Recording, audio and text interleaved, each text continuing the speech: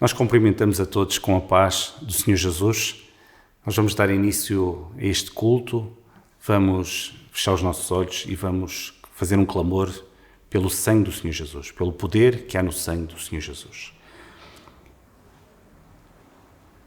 Nosso Deus e Pai, nós clamamos pelo poder, pela vida, pela eficácia do sangue do Senhor Jesus nas nossas vidas. Pedimos nesta hora, Senhor, o perdão, Senhor, a libertação. Ó Senhor, dá-nos plena comunhão, Senhor, aceita-nos na Tua presença, Senhor, visita-nos, Senhor, durante este culto, derrama da Tua graça sobre o Teu povo. Nós pedimos essa bênção no nome do Senhor Jesus. Amém. Irmãos, nós vamos iniciar este período de louvor entoando um hino.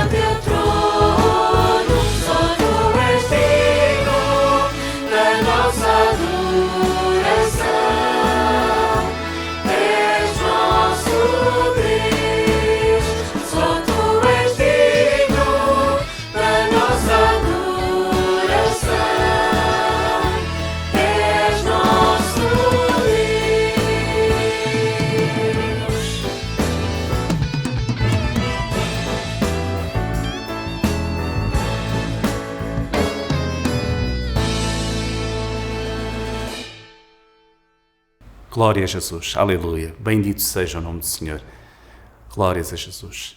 Irmãos, nós vamos, neste mesmo espírito de adoração, entoar mais um hino de glorificação e de louvor ao Senhor.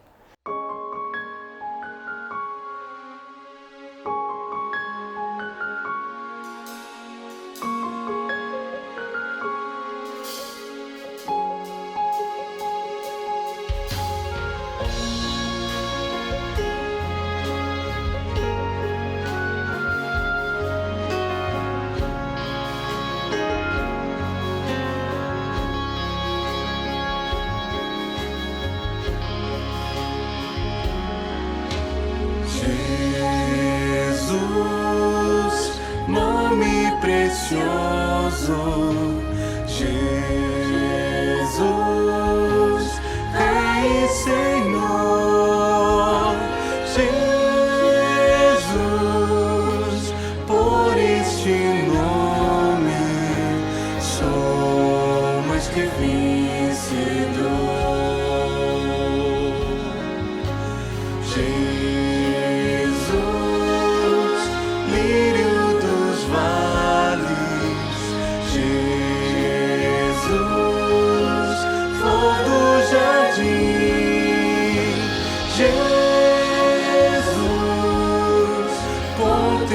amor vem hoje tocar em mim.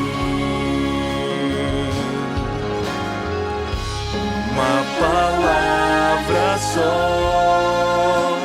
basta, Senhor, e todo mal se vai, e toda dor, uma palavra só do teu poder, em nome de Jesus, eu vou vencer.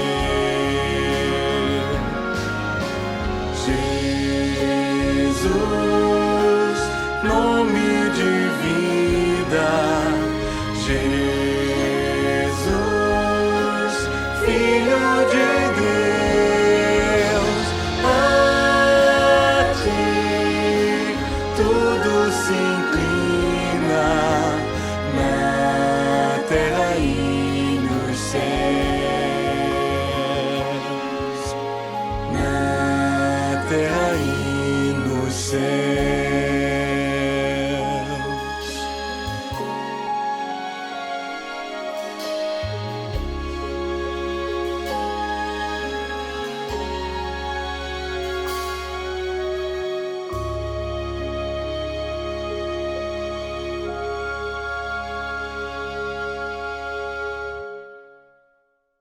Glória a Jesus, louvado seja o nome do Senhor, aleluia, glórias a Jesus. Irmãos, eu vou agora pedir uma oração a um dos irmãos. Glória a Jesus, aleluia. Senhor, nós queremos glorificar o Teu nome, porque nós temos sentido a Tua presença. Aleluia. Senhor, apesar desta pandemia, apesar das distâncias, Senhor, nós sabemos que Tu tens operado no nosso meio, nos nossos lares, nas nossas igrejas. Senhor, porque sentimos que existe comunhão através do sacrifício de Jesus. Aleluia. E por isso nós te queremos agradecer, porque as nossas vidas estão cheias de alegria, da Tua presença e, acima de tudo, da certeza da Tua salvação. Te queremos glorificar assim, em nome do Senhor Jesus. Amém. Amém. Glórias a Jesus. Aleluia. Louvado seja o nome do Senhor. Mais um hino de glorificação ao nome do Senhor.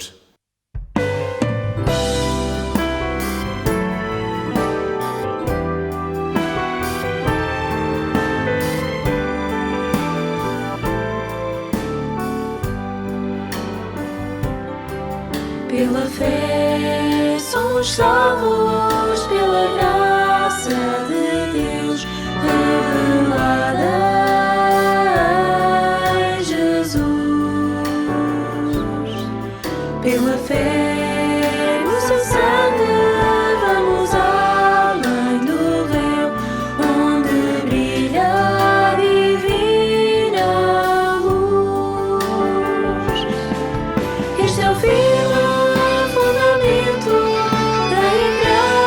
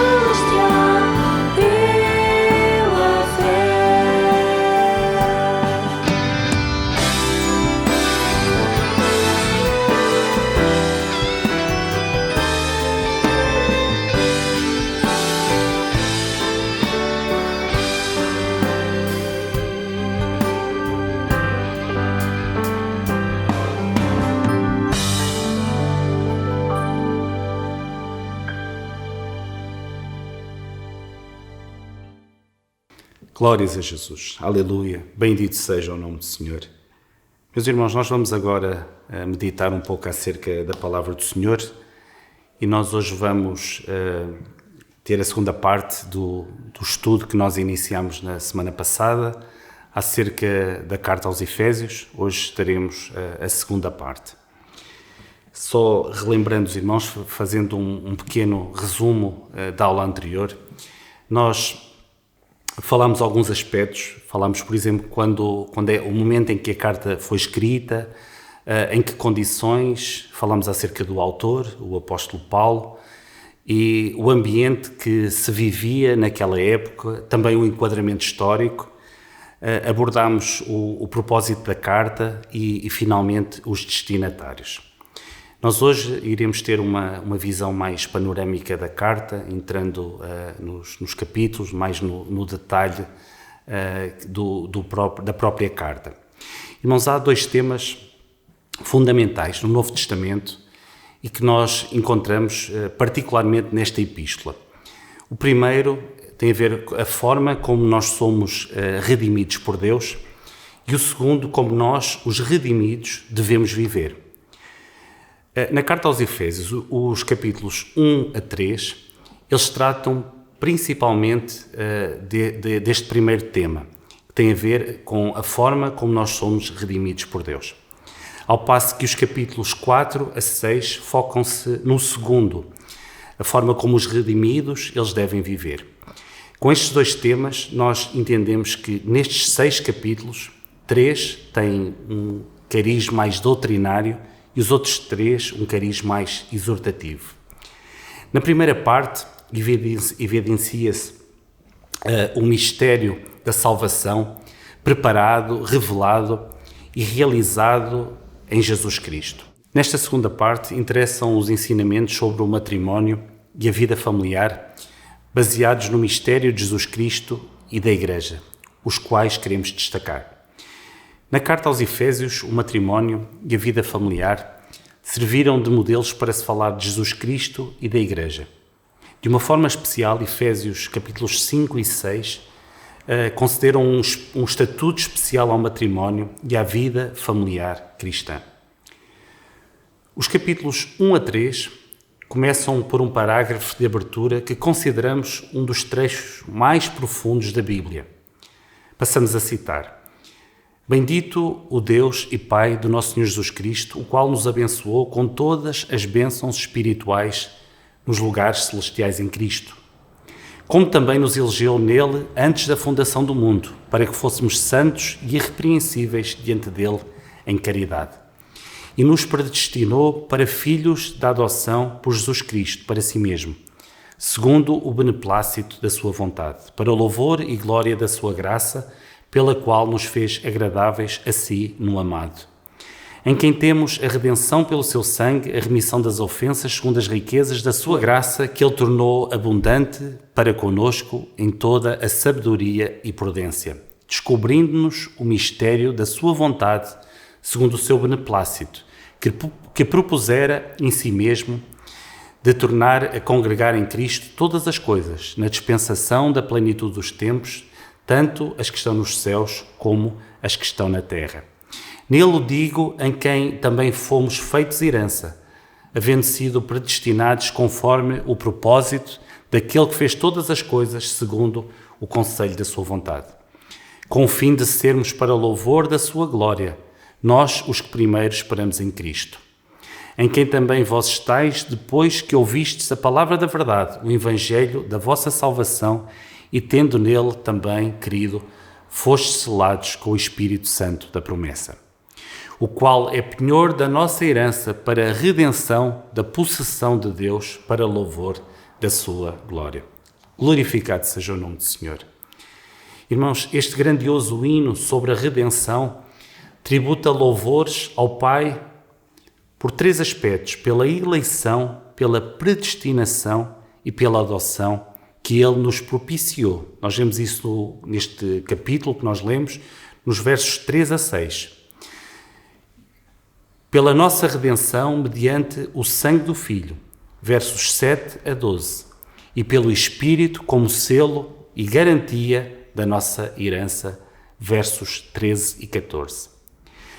Apesar de não estarmos a estudar sobre eleição e predestinação, importa destacar neste primeiro capítulo os versos 3 a 5, que nos dizem, e lemos novamente: Bendito Deus e Pai do nosso Senhor Jesus Cristo, o qual nos abençoou com todas as bênçãos espirituais nos lugares celestiais em Cristo, como também nos elegeu nele antes da fundação do mundo, para que fôssemos santos e irrepreensíveis diante dele em amor, e nos predestinou para filhos da adoção por Jesus Cristo para si mesmo, segundo o beneplácito da sua vontade. Convém esclarecer que se torna necessário dizer que quando abordamos um texto na palavra, temos de ter cuidado em não ferir um princípio bíblico fundamental. Que princípio bíblico é este, irmãos? Nenhum versículo contradiz a verdade contida em toda a Bíblia. Assim, quando nós abordamos este assunto da eleição e da predestinação, o nosso entendimento tem que estar baseado naquilo que o Espírito Santo revela com clareza ao longo das Escrituras. E já vamos perceber porquê. Porque, por exemplo, o calvinismo ultra-extremista, ele defendia que a eleição e a predestinação significavam que Deus, antes do fundamento do mundo, ou antes da fundação do mundo, determinou quem seria salvo e quem permaneceria perdido eternamente. Afirmam os seguidores desta corrente de pensamento teológico que o Senhor escolheu abençoar certas pessoas e amaldiçoar outras, sem que para isso tivessem feito alguma coisa. Note-se que não foram pessoas ignorantes que chegaram a estas conclusões absurdas, mas estudiosos da Bíblia. Esses estudiosos não levaram em conta o já citado princípio bíblico fundamental. Veja-se bem ao ponto a que o homem, sem a ajuda do Espírito Santo, pode chegar, apresentando o nosso maravilhoso e generoso Deus e Senhor como uma entidade injusta e que faz acepção de pessoas. É totalmente inaceitável qualquer noção de eleição e de predestinação que declare que Deus escolheu na eternidade quem seria salvo e quem seria eternamente perdido. Não importa, então, quem apresenta nem o poder do seu argumento. É simplesmente errada esta forma de pensar. A predestinação significa que Deus, na eternidade, mesmo antes da criação do mundo, determinou o destino das pessoas que ia criar. Significa que Deus predestinou as pessoas que ia criar para serem feitos à imagem do seu Filho. Na carta aos Romanos, no capítulo 8, versos 29 e 30, o apóstolo Paulo ele declara a mesma coisa. Porque os que dantes conheceu, também os predestinou para serem conforme à imagem do seu Filho, a fim de que ele seja o primogênito entre muitos irmãos. E aos que predestinou, a esses também chamou, e aos que chamou, a esses também justificou, e aos que justificou, a esses também glorificou. Nestes dois versículos, Paulo fala do método pelo qual nos leva passo a passo a ficarmos mais semelhantes ao seu maravilhoso Filho Jesus. Ele não está a dizer exatamente que todos os que são predestinados a serem feitos segundo a imagem do Senhor Jesus Cristo serão justificados e glorificados. Não está a dizer que o número de pessoas que são chamados é exatamente o mesmo dos que serão justificados e glorificados. Ele está a falar de um processo ligado à salvação. Neste processo há várias fases ou passos. Começa com a presciência, passa pela predestinação, pela chamada, pela justificação e chega finalmente à glorificação. Cada etapa foca uma parte desta salvação maravilhosa que Deus oferece aos homens. Isto significa que na eternidade Deus escolheu abençoar a todos. Esse era o seu propósito. No capítulo 2, Paulo ressalta que na redenção pela graça mediante a fé, Deus nos reconcilia consigo mesmo. Podemos ver isso nos versos 1 a 10, e com outros que estão sendo salvos, versos 11 a 15, e em Cristo. Nos une em um só corpo e igreja, versos 16 a 22. O alvo da redenção é tornar a congregar em Cristo todas as coisas, na dispensação da plenitude dos tempos, tanto os que estão nos céus como os que estão na terra. Capítulo 1, verso 10. Neste capítulo 2, importa destacar os versos 8 e 9, que dizem: porque pela graça sois salvos, por meio da fé, e isso não vem de vós, é dom de Deus, não vem das obras, para que ninguém se glorie. Este aspecto não vem das obras, quer dizer que ninguém poderá ser salvo pelas obras ou boas ações, ou por tentar guardar simplesmente os mandamentos de Deus. E porquê? Nós vamos ver as razões. Em primeiro lugar, porque todos os não salvos estão espiritualmente mortos. Salvação é sinónimo de vida para cada um de nós. Todos os não salvos estão sob o domínio de Satanás. Vemos isso no verso 2. E podemos comparar com outro texto que está na primeira carta de João, capítulo 5, verso 19, que diz: sabemos que somos de Deus e que todo o mundo está ou jaz no maligno. Todos os não salvos estão escravizados pelo pecado. Verso 3. Todos os não salvos estão sujeitos à condenação divina. Verso 3 também. Para sermos salvos, precisamos receber a provisão divina da salvação. Versos 4 e 5 deste capítulo 2. Para sermos salvos, precisamos de ser perdoados do pecado. Como nós lemos em Romanos, capítulo 4, versos 7 e 8. Bem-aventurados aqueles cujas maldades são perdoadas e cujos pecados são cobertos.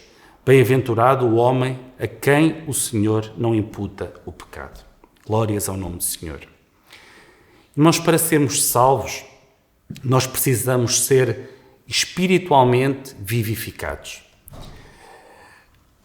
A carta aos Colossenses, no capítulo 1, versos 13 e 14, nos diz assim: Ele nos tirou da potestade das trevas e nos transportou para o reino do Filho do seu amor, em quem temos a redenção pelo seu sangue, a saber, a remissão dos pecados. Para sermos salvos, nós precisamos ser novas criaturas. Nós vemos isso no verso 10. Mas também vemos esse aspecto na segunda carta aos Coríntios, no capítulo 5, no verso 17, que nos diz assim: assim que se alguém está em Cristo, nova criatura é, e as coisas velhas já passaram, eis que tudo se fez novo. Para sermos salvos, nós precisamos também de receber o Espírito Santo. No Evangelho de João, capítulo 7, versos 37 a 39, nós podemos ler assim: E no último dia, o grande dia da festa, Jesus pôs-se em pé e clamou dizendo: Se alguém tem sede, que venha a mim e beba. Quem crê em mim, como diz a Escritura, rios de água viva correrão do seu ventre. E isso disse ele do Espírito, que haviam de receber os que nele crescem, porque o Espírito Santo ainda não fora dado, por ainda Jesus não ter sido glorificado. Ainda no Evangelho de João, no capítulo 20, verso 22, nós lemos assim: E havendo dito isso, assoprou sobre eles e disse-lhes: Recebei o meu Espírito. Nós podemos comparar estes textos com a carta aos Romanos, capítulo 8, verso 9, que nos diz assim: Vós, porém, não estáis na carne, mas no Espírito, se é que o Espírito de Deus habita em vós. Mas se alguém não tem o Espírito de Cristo, esse tal não é dele. Irmãos, isto quer dizer que todo o crente, desde o momento em que aceita Jesus Cristo como seu Salvador e Senhor, tem o Espírito Santo habitando nele. Na primeira carta aos Coríntios, no capítulo 3, no verso 16, nós lemos: Não sabeis vós que sois o templo de Deus e que o Espírito Santo de Deus habita em vós?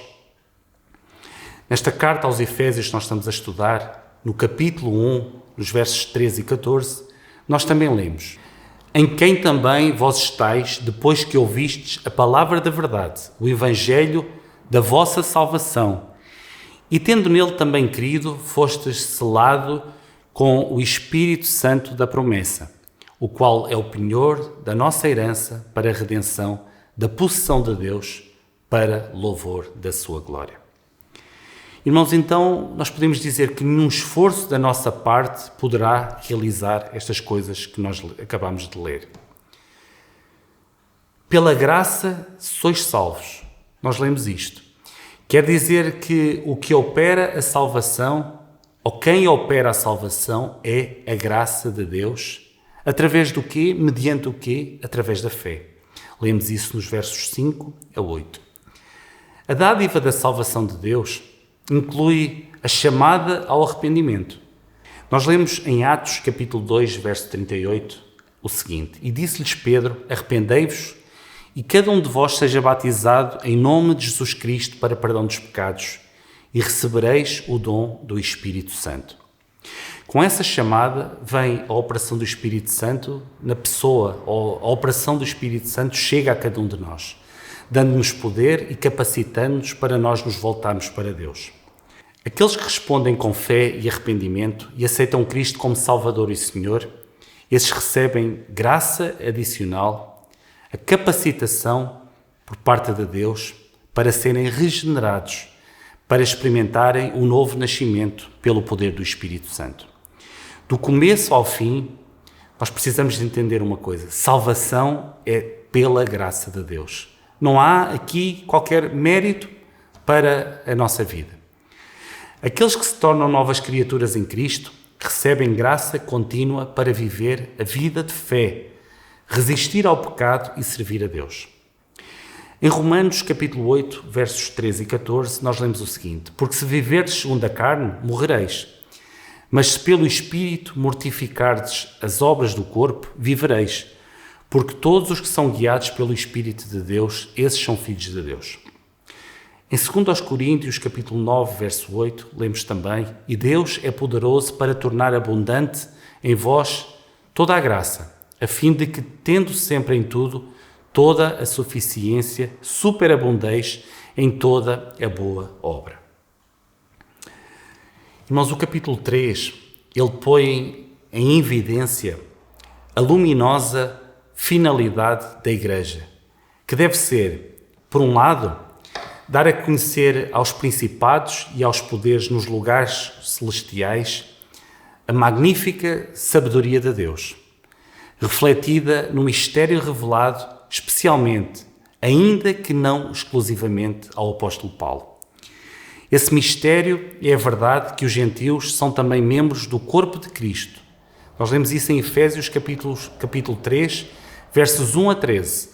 Esse mistério é a Igreja, segredo escondido durante os tempos antigos. Não podemos compreender todo o alcance dessa revelação sem entendermos o exclusivismo dos judeus, pois julgavam que fora da nação escolhida não havia salvação. Ainda com respeito ao mistério, aprendemos que não fora revelado em outras gerações. Lemos isso nos versos 4 e 5 deste capítulo 3 de Efésios. Aprendemos que Paulo aprendeu esse segredo por uma revelação do Espírito Santo, versos 3 e 5, e que Paulo chamou as riquezas incompreensíveis de Cristo, versículo 8. Por outro lado, conhecer o amor de Deus que excede todo o conhecimento a fim de transbordar em toda a plenitude de Deus. Versos 14 a 19. Paulo afirma que o amor de Cristo excede todo o conhecimento ou o entendimento. Isto é, que melhor do que saber é amar e ser amado, pois o amor satisfaz o coração de um modo que não está ao alcance do conhecimento. O capítulo 3 termina com uma doxologia, dizendo: Ora, aquele que é poderoso para fazer tudo muito mais abundantemente, além daquilo que pedimos ou pensamos. Mostrando aqui que Deus, o poder dele é imenso e não se compara a nada. Segundo o poder que em nós opera, a esse glória na Igreja, por Jesus Cristo, em todas as gerações, para todo o sempre. Amém. Falando agora dos capítulos seguintes, os capítulos 4 a 6 consistem mais de instruções práticas para a Igreja no tocante aos requisitos que a redenção em Cristo demanda da nossa vida individual e coletiva. Entre cerca de 35 diretrizes dadas em Efésios sobre como os redimidos devem viver, destacam-se 3 categorias gerais. A primeira é que os crentes eles são chamados a uma nova vida de pureza e separação do mundo. Somos chamados a ser, Efésios 1, versículo 4, santos e irrepreensíveis diante dele em amor. a crescer para templo santo ao Senhor. Capítulo 2, verso 21. A andar como é digno da vocação com que fostes chamados. Capítulo 4, versículo 1. Até que possamos alcançar a estatura de varões perfeitos. Capítulo 4, verso 13. A viver em verdadeira justiça e santidade. Capítulo 4, verso 24. A andar em amor. Capítulo 5, verso 2. E a ser santos, através da palavra. Capítulo 5, verso 26. A fim de que Cristo tenha uma igreja gloriosa, sem mácula, sem ruga, santa e irrepreensível. Capítulo 5, verso 27. A segunda categoria diz respeito ao facto de que o crente é chamado a um novo modo de viver nos relacionamentos familiares e vocacionais. Estes relacionamentos devem ser regidos por princípios de conduta que distingam o Filho de Deus da sociedade descrente à sua volta. A terceira diz respeito ao facto de finalmente o crente ser chamado a manter-se firme contra as astutas ciladas do adversário e as terríveis hostes espirituais da maldade nos lugares celestiais. Capítulo 6. Irmãos, o apóstolo Paulo conclui a carta aos Efésios aconselhando que todos os crentes se vistam com a eficaz armadura de Deus. Este texto é muito conhecido. A armadura é essa que está à nossa disposição. Diz assim a palavra do Senhor: No demais, irmãos meus, fortalecei-vos no Senhor e na força do seu poder. Revesti-vos de toda a armadura de Deus, para que possais estar firmes contra as astutas ciladas do diabo. Efésios 6, versos 10 e 11. Isto quer dizer que o cristão está envolvido num conflito espiritual com o mal. Nós podemos ler na segunda carta aos Coríntios, no capítulo 10, versos 4 e 5, as armas da nossa milícia, elas não são carnais. Em Timóteo, na primeira carta a Timóteo, no capítulo 1, no versos 18 e 19, e também 6 e 12, nos diz que era um conselho de Paulo para Timóteo que ele pudesse militar a boa milícia, nunca esquecendo uma coisa, a importância de conservar a fé. Irmãos, esse combate é descrito como o bom combate da fé, que não terá fim no imediato. Ele continuará até alcançarmos a vida do porvir. Em Gálatas, capítulo 5, versos 16 e 17, nos diz assim: Digo, porém, andai em espírito e não cumprireis a concupiscência da carne. Porque a carne cobiça contra o espírito e o espírito contra a carne. E estes se opõem-se um ao outro, para que não façais o que quereis. Em 2 Timóteo, capítulo 4, versos 7 e 8, diz assim: Combati o bom combate, acabei a carreira, guardei a fé. Desde agora a coroa da justiça me está guardada, a qual o Senhor, justo juiz, me dará naquele dia. E não somente a mim, mas também a todos os que amarem a sua vinda. Glória ao nome do Senhor por isso. Irmãos, no presente, os filhos de Deus estão empenhados numa guerra espiritual que travamos todos os dias, mediante o poder do Espírito Santo, contra os desejos corruptos dentro de si mesmo, como nós podemos ler na primeira carta de Pedro, capítulo 2, verso 11, contra os prazeres ímpios do mundo e todos os tipos de tentações. Por exemplo, em Mateus, capítulo 13, verso 22, nós lemos acerca da parábola da semente e nós falamos da semente e nós lembramos a semente que foi sufocada pelos espinhos. Em Gálatas, capítulo 1, verso 4, nós lemos o qual se deu pelos nossos pecados. Em Tiago, capítulo 1, versos 14 e 15, nós lemos: Mas cada um é tentado quando atraído e engodado pela sua própria concupiscência. Depois, havendo a concupiscência concebido, dá à luz o pecado. O pecado, sendo consumado, gera a morte. Porque tudo o que há no mundo, a concupiscência da carne, a concupiscência dos olhos e a soberba da vida, não é do Pai, mas do mundo. O crente é levado a separar-se do presente sistema mundano, repudiando os seus males. Nós lemos em Hebreus, capítulo 1, verso 9, que nos diz o seguinte: Amaste a justiça e aborreceste a iniquidade. Por isso Deus, o teu Deus, te ungiu com óleo de alegria, mais do que a teus companheiros. A carta chega ao fim com Paulo recomendando Tíquico, o seu companheiro na obra de Deus, e registando uma bênção a todos os que amam sinceramente ao Senhor Jesus Cristo. De facto, desde a saudação aos destinatários até à bênção final, cada palavra da carta de Paulo aos Efésios é de suma importância para a Igreja do Senhor, não só à época, mas em todas as épocas e lugares.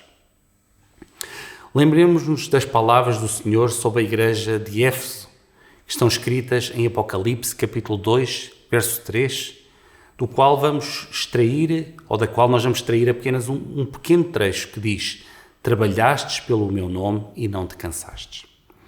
A Igreja em Éfeso tornou-se próspera, tanto na experiência da recepção do poder do Espírito Santo, como no trabalho de evangelização. Irmãos, que esta experiência ela possa servir de modelo para a nossa vida. Tudo aquilo que nós lemos, que nós possamos interiorizar e passarmos das palavras à prática. Irmãos, que cada um de nós possa estar envolvido, possa trabalhar em nome deste grande projeto, que não é um projeto humano, mas é a obra salvadora e redentora de Deus para a humanidade.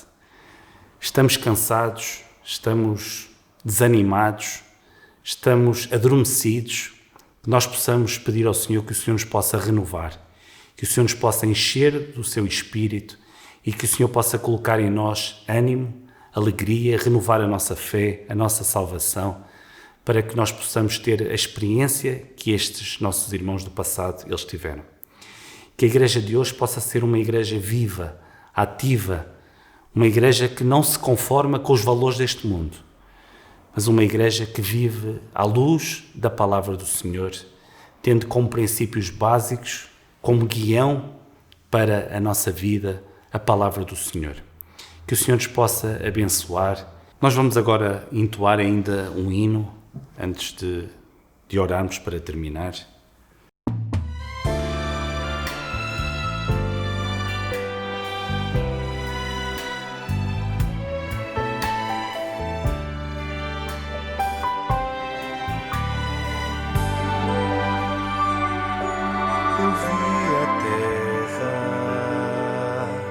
Deus me mostrou,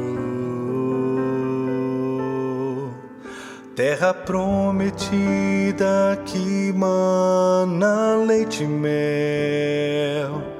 Eu ouvi a voz, Deus me falou,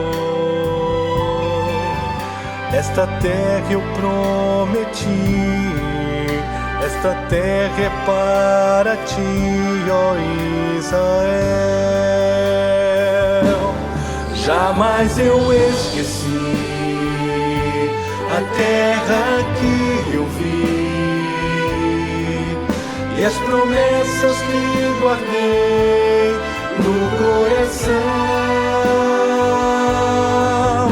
Não importa qual a idade, pois não muda fidelidade, tu és o Deus de Abraão. Há tanta terra para possuir e eu creio que as promessas se vão cumprir. Não poderia para jamais em teu nome vou lutar e a cidade conquistar uma vez mais. Jamais eu esqueci a terra que eu vi e as promessas que guardei no coração. Não importa qual a idade, pois não muda tua fidelidade. Tu és o Deus de Abraão. Tu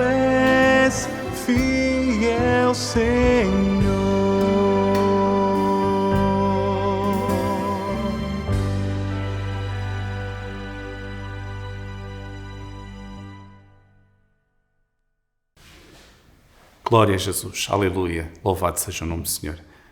Nós vamos então orar, vamos agradecer este culto.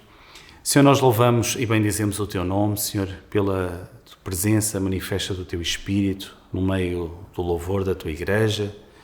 Senhor, pedimos, Senhor, que Tu agora, Senhor, nos abençoes, Senhor, a cada um de nós, Tu possas continuar a operar, Senhor, a Tua graça.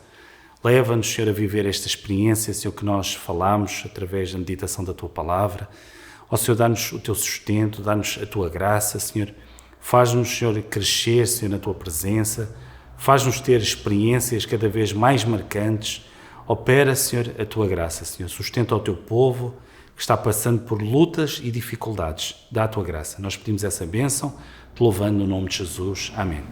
E nós dizemos que o amor de Deus, o Pai, a graça do Filho, o Senhor Jesus Cristo, a comunhão do Espírito Santo seja e permaneça com todos, desde agora e para todo o sempre.